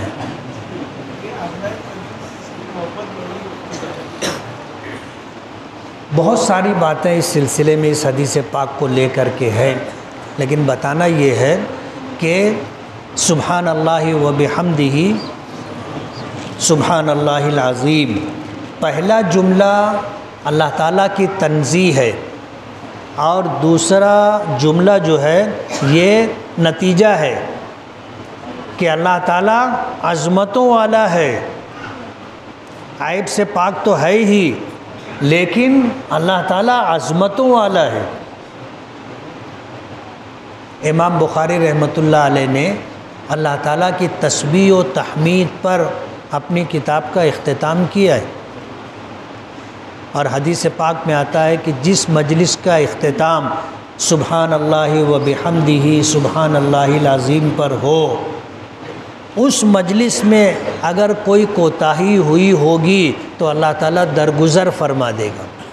تو اپنی ہر مجلس کا اختتام دوستوں کے ساتھ ہے، بیوی بچوں کے ساتھ ہے، پرائے لوگوں کے ساتھ ہے، جب مجلس کا اختتام ہو تو اٹھتے ہوئے پڑھنا چاہیے سبحان اللہ و بحمدہ سبحان اللہ العظیم۔ یہ مجلس کا کفارہ ہے، اور امام بخاری رحمۃ اللہ علیہ کی یہ کسر نفسی ہے۔ اتنا عظیم الشان کام کیا، اتنا عظیم الشان کام کہ دنیا کہتی ہے کہ اصح الکتب بعد کتاب اللہ الباری الصحیح البخاری، کہ اللہ تعالیٰ کی کتاب قرآن کریم کے بعد سب سے زیادہ معتبر، مستند، صحیح اگر کوئی کتاب ہے تو وہ بخاری شریف ہے۔ اتنا عظیم الشان کارنامہ انجام دیا، لیکن کسر نفسی اور احساس یہ کہ اس دوران جو کوتاہیاں ہوئی ہوں اللہ تعالیٰ درگزر فرما دیں۔ یہ کتاب 16 سال کی محنت شاقہ کے بعد، 16 سال کی محنت شاقہ کے بعد یہ کتاب وجود میں آئی تھی۔ یہ دن 2 دن کی بات نہیں تھی، 16 سال لگے تھے بخاری شریف لکھنے میں۔ اور ایک بات بتا کے بات ختم کروں گا۔ احمد ابن اشکاب کے متعلق آتا ہے، یہ امام بخاری رحمۃ اللہ علیہ کے آخری استاذ تھے۔ کون استاذ تھے؟ آخری استاذ۔ اور ابن حجر رحمۃ اللہ علیہ نے اپنی کتاب تہذیب التہذیب میں اس بات کو ذکر کیا ہے۔ اپنی کتاب آخری استاذ سے کے طریق سے جو روایت ہے اس پر اپنی کتاب کو ختم کیا۔ امام بخاری رحمۃ اللہ علیہ فرماتے ہیں کہ لقیت احمد ابن اشکاب بمصر آخراً، یہ میرے آخری استاذ سے جن سے میری مصر میں ملاقات ہوئی تھی، تو ان کی حدیث کو اپنی کتاب کے آخر میں ذکر کیا۔ وآخر دعوانا ان الحمد للہ رب العالمین۔